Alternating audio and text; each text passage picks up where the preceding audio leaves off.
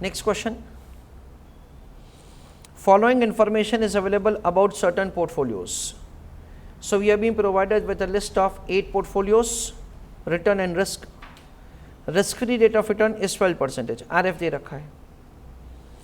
Suppose there are 3 investors, Mr. X, Mr. Y, Mr. Z, who are prepared to tolerate a standard deviation of 15%. उनको अपने portfolio में 15% का risk चाहिए. They have decided to invest in, highlight the portion, combination of risky portfolio and a risk-free security. तो वो लोग क्या करेंगे, दोनों टाइप के सिक्योरिटीज़ को कंबाइन करेंगे, एक रिस्क फ्री और जिसमें रिस्क है. X, Y and Z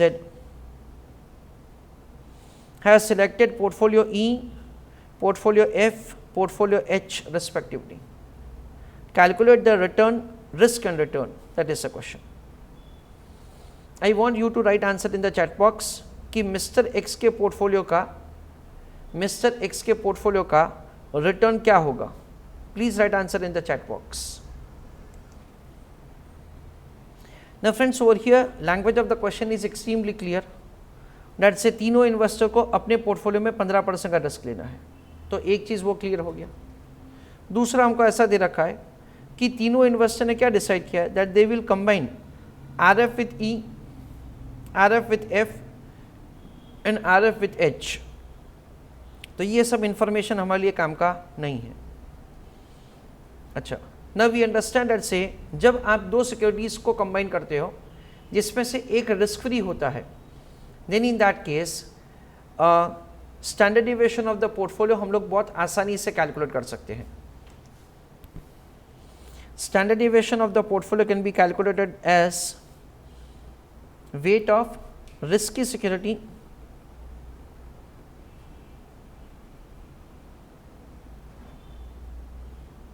into standard deviation of risky security.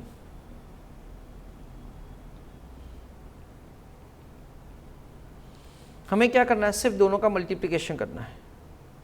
So we understand that's over here mister X के लिए हम लोग ऐसा बोल सकते हैं, क्योंकि बेसिकली क्या कि उनको रिटर्न क्या मिलेगा, उसके लिए हमको ये देखना पड़ेगा कि वो कौन से प्रपोर्शन में इन्वेस्टमेंट करेंगे जिसकी वजह से standard deviation of the portfolio is 15%. जो प्रपोर्शन में वो इन्वेस्टमेंट करेंगे उस हिसाब से उनको रिटर्न मिलेगा.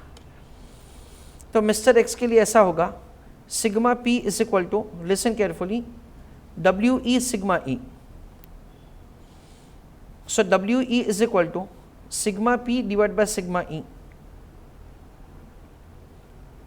सिग्मा पी कितना है 15%, सिग्मा ई कितना है 19%. That is the way will compute the weight. Please write an answer along with me. So 15 upon 19. So that comes to 0.7895. So you are supposed to invest as an investor 0.7895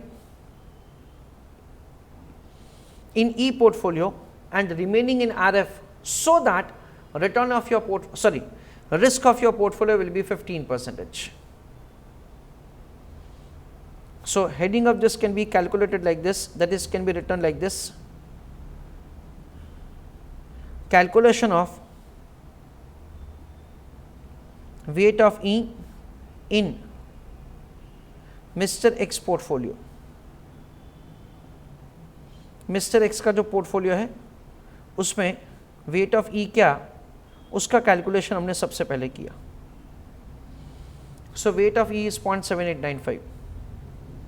फिर क्या किया जाएगा, calculation of return of the portfolio. कैसे, weight of E into return of E plus weight of R F into return of R F. अच्छा, weight of E कितना है 0.7895 है, into return of E कितना है, रिटर्न ऑफ ई है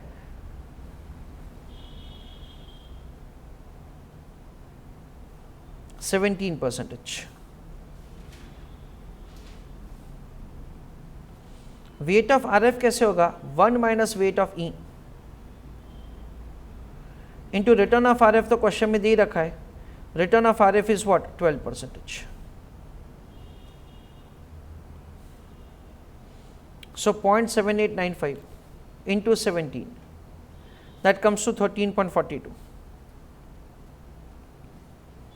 1 minus 0.7895, that comes to 0.2105, into क्या करेंगे, into करेंगे 12, so 2.53.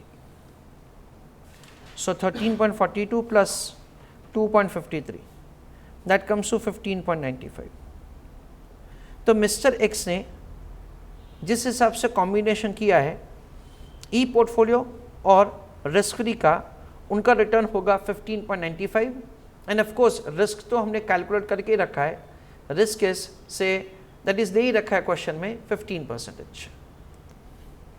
Now whatever we have done for Mr. X, similarly we are required to do for Mr. Y. So please write down answer.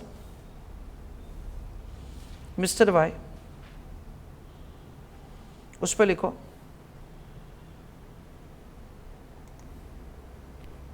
in that write down working note number 1, calculation of weight of F. ठीक है ना, क्योंकि mister Y क्या कर रहे हैं, F और R F का कॉम्बिनेशन कर रहे हैं, so that sigma P is 15%. So sigma p is equal to WF into standard deviation of F. तो सिग्मा p कितना होना चाहिए, सिग्मा p होना चाहिए 15%. वेट ऑफ F हमको मालूम नहीं है, और स्टैंडर्ड डिविएशन ऑफ F कितना है, स्टैंडर्ड डिविएशन ऑफ F है 32%.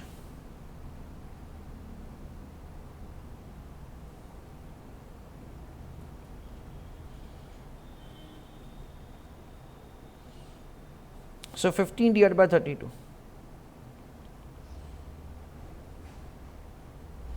So 0.46875. तो सबसे पहले हमने प्रोपोर्शन कैलकुलेट किया, अभी हम लोग रिटर्न कैलकुलेट करेंगे. Working note number 2,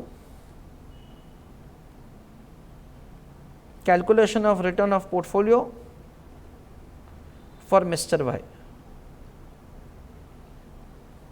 It is weight of F into RF, return of F.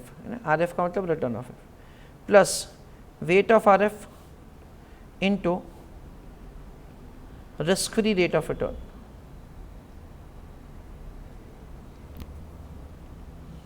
Weight of F कितना है, 0.46875 into return of F कितना है, return of F हमको क्वेश्चन में दे रखा है, it is 18%.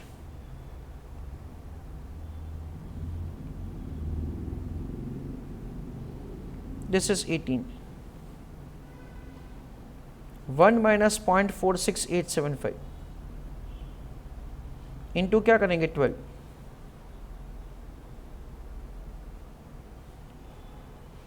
0.46875 into क्या होगा 18, that is 8.4375 यानी 8.44 कर देता हूँ मैं. 1 माइनस 0.46875 यानी 0.53125 इंटू 12 करेंगे तो 6.38 प्लस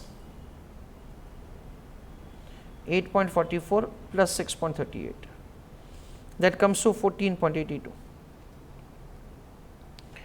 तो ये मिस्टर वाई के लिए होगा. Similarly, we are required to do for Mr. Z. Heading right down Mr. Z. उसमें क्या करेंगे, working note number 1, calculation of WZ so that standard deviation of portfolio is 15%. Sorry, ये H है, H, because Mr. Z is investing in H portfolio.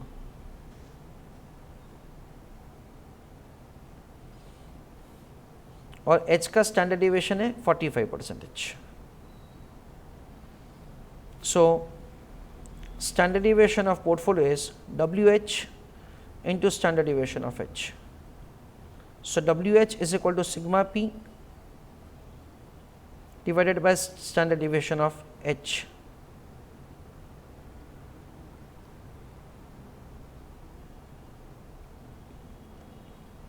What is sigma p? Sigma p is 15% divided by what? 45%. तो answer क्या आएगा? 1/3. यानी क्या होगा? H portfolio का proportion होगा 1/3.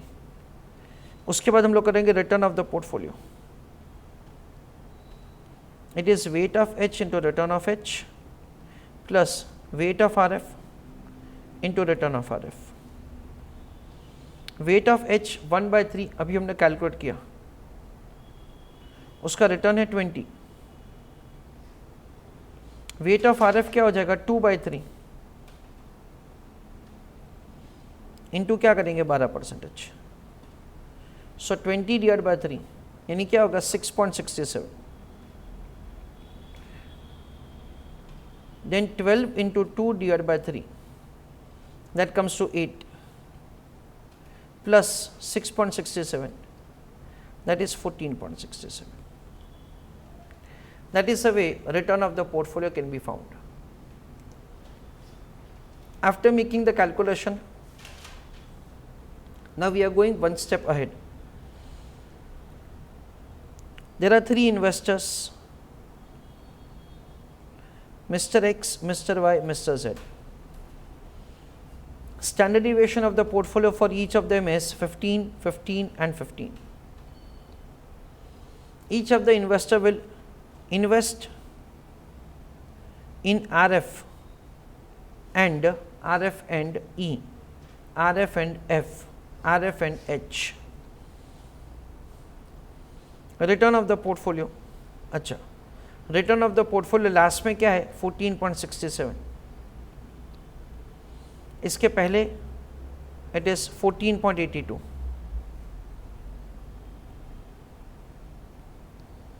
और उसके पहले it is 15.95. That is the way we have the returns. Now अभी हम लोग कुछ एनालिसिस करते हैं. क्वेश्चन का आंसर खत्म हो गया, but now we are doing some analysis. Now giving some additional explanation to you. Suppose हम लोग तीनों का शार्प रेशियो फाइंड करते हैं. सपोज पूछा नहीं है पर हम लोग शार्प रेशियो कैलकुलेट करते हैं. तो तीनों के शार्प रेशियो का आंसर्स कुछ ऐसा आएगा. एक्स पर minus RF divide by standard deviation. तो ये E का है, ये F का है और ये H का है. This is what's the Sharpe ratio that we have.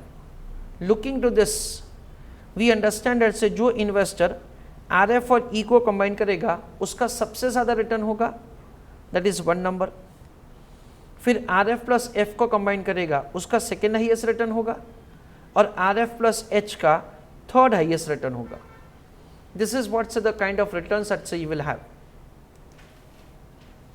So you can see that से the security having the highest Sharpe ratio is able to give the maximum return for the same level of risk. जिसका second highest Sharpe ratio था, it is able to give the second highest return for the same level of risk. और जिसका Sharpe ratio सबसे कम था, it is able to give the third highest return से for the same level of risk. ऐसा हम लोग यहाँ पे समझ सकते हैं. हमको पूछा नहीं है, हम लोग समझ सकते हैं ऐसा. दूसरा, listen carefully, दूसरा हम लोग ऐसा समझ सकते हैं कि you are prepared to take risk of 15% in your portfolio. Sharpe ratio क्या बताता है? Risk per unit of return. Sharpe ratio क्या बताता है? Risk per unit of return. So it comes to 0.2632 into 15%. एक यूनिट के रिस्क के ऊपर इतना रिटर्न, आप अपने पोर्टफोलियो में 15% रिस्क लेने को तैयार हो. So this is the additional return over the risk free rate of return. That is what we understand. So use your calculator. 0.2632 into 15. This is the additional return over the risk free rate of return. तो देखो answer कितना आ जाता है? 15.95. Similarly mister Y जिन्होंने F और RF को combine किया है, F पोर्टफोलियो का शार्प रेशियो हमारे पास ऑलरेडी है जो हमने अभी कैलकुलेट किया है. 0.1875 इंटू 15। क्यों? क्योंकि एक यूनिट के रिस्क के ऊपर, एक यूनिट के एडिशनल रिस्क के ऊपर आपको 0.1875 का एडिशनल रिटर्न मिलता है।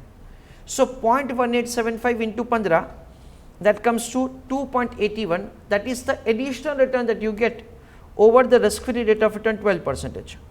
तो आपका ओवरऑल रिटर्न कितना हो जाता है? 14.82।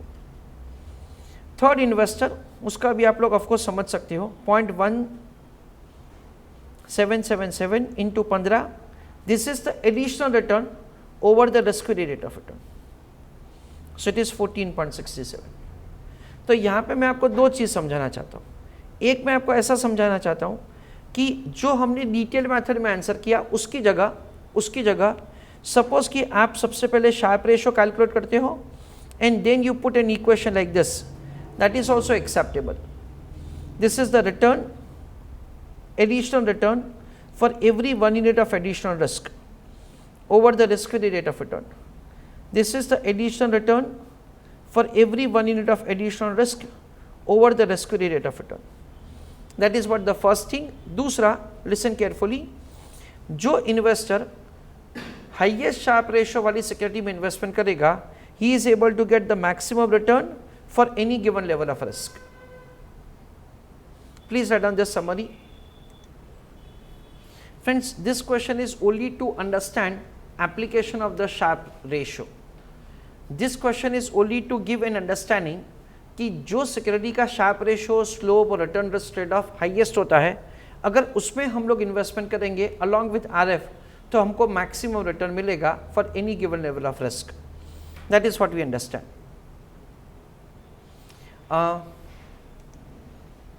Just for the discussion, suppose investor का रिस्क बेयरिंग कैपेसिटी होता 25%, तो हम लोग बेस्ट पोर्टफोलियो कैसे कंबाइन करते हैं? जस्ट ऐसे ही मैं डिस्कशन के लिए पूछ रहा हूँ।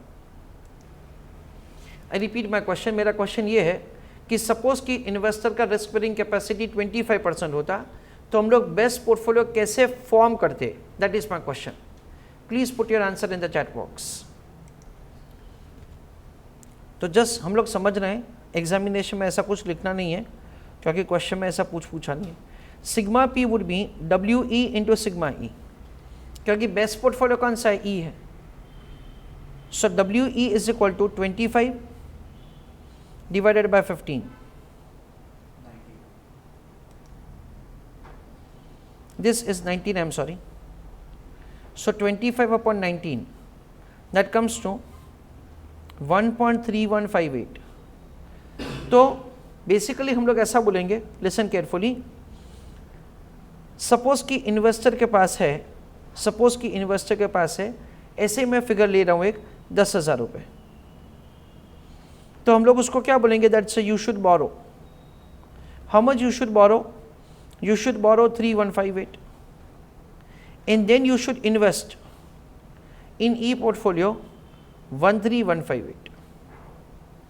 यानी सपोज इन्वेस्टर के पास 10,000 रुपये है, तो उनको क्या करना पड़ेगा? 3158 यानी 3158 का बोरोइंग करना पड़ेगा और उनको इन्वेस्टमेंट करना पड़ेगा 13158 से in E portfolio to generate the best return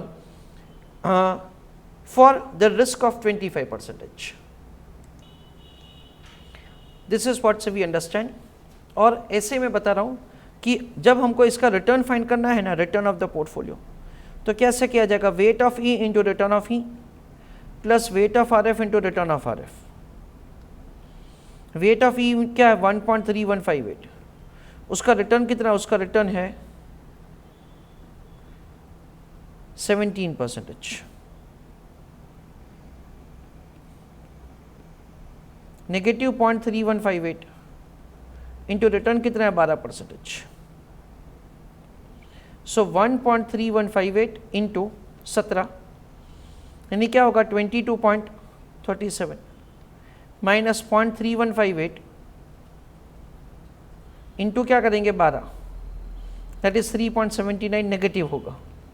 negative क्यों? क्योंकि उसमें हमने बोरो किया है। So 22.37 minus 3.79, that comes to 18.58। This is the return of the portfolio that you would be able to generate which we understand is 0.2632 into 25 plus क्या करेंगे 12, so 0.2632 into 25. This is the additional return for the risk that you undertake, that is 6.58 plus 12, that is 18.58. This is what we understand.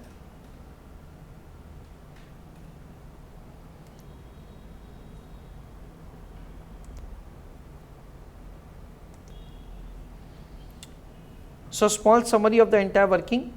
सबसे पहले हमने सिर्फ question का instruction follow करके proportion calculate किया कि किस में इन्वेस्टमेंट करना चाहिए, so that the standard deviation is 15%, और उसके हिसाब से हमने रिटर्न कैलकुलेट किया. सिर्फ हमने उतना ही किया, पहले 3 answers. So that was only the calculation portion. Concept ये टेबल से शुरू होता है, वेरिन वी अंडरस्टैंड दैट से for the same level of the risk, Mr. X is able to generate the maximum return. ऐसा क्यों हुआ, उसका रीजनिंग हमने समझा, क्योंकि ई पोर्टफोलियो का शार्प रेशो सबसे ज़्यादा था. न केवल हमने ये समझा कि उसका शार्प रेशो सबसे ज़्यादा होने की वजह से उसका रिटर्न सबसे ज़्यादा है, पर साथ साथ हमने ये भी समझा कि Sharpe ratio into standard deviation is the additional return over the risk free rate of return. That is also the way you can you can make the calculation of the return of the portfolio that each of the investor has. फिर ऐसे ही हमने like standard deviation of the portfolio मैंने 25 बताया. मैंने 25 क्यों बताया, क्योंकि ई portfolio का स्टैंडर्ड डेविएशन 19 था. यानी आपको क्या करना पड़ेगा, ई पोर्टफोलियो में एक से ज़्यादा वेट रखना पड़ेगा. वो कैसे रखोगे आप, you will borrow and you will invest. जितना भी अमाउंट आपके पास है, आपके पास 100 रुपये है, 5,000 रुपये है, 5 लाख रुपये है, 5 करोड़ रुपये है, आपके पास जितना भी अमाउंट है, क्या किया जाएगा, उसका 31.58% आप बोरो करोगे. सर 31.58% क्यों, क्योंकि ये वेट आता है 1.3158. उतना आप बोरो करोगे एंड से इन दोनों को मिला के आप ई में इन्वेस्टमेंट करोगे. Because when you borrow and invest तो आपका रिस्क ऑफ द पोर्टफोलियो बढ़ जाता है. That is the way you find the return of the portfolio, which is say 18.58, जो सबसे ज़्यादा ही होगा among all the options. उसको शॉर्टकट तरीके से भी अगर कैलकुलेट करेंगे तो सेम ही आंसर आएगा. And when you borrow and invest तो आपका जो पोर्टफोलियो है वो यहाँ पे फॉल होता है, वेरिन वी अंडरस्टैंड दैट से आपने बोरो करके इन्वेस्ट किया है.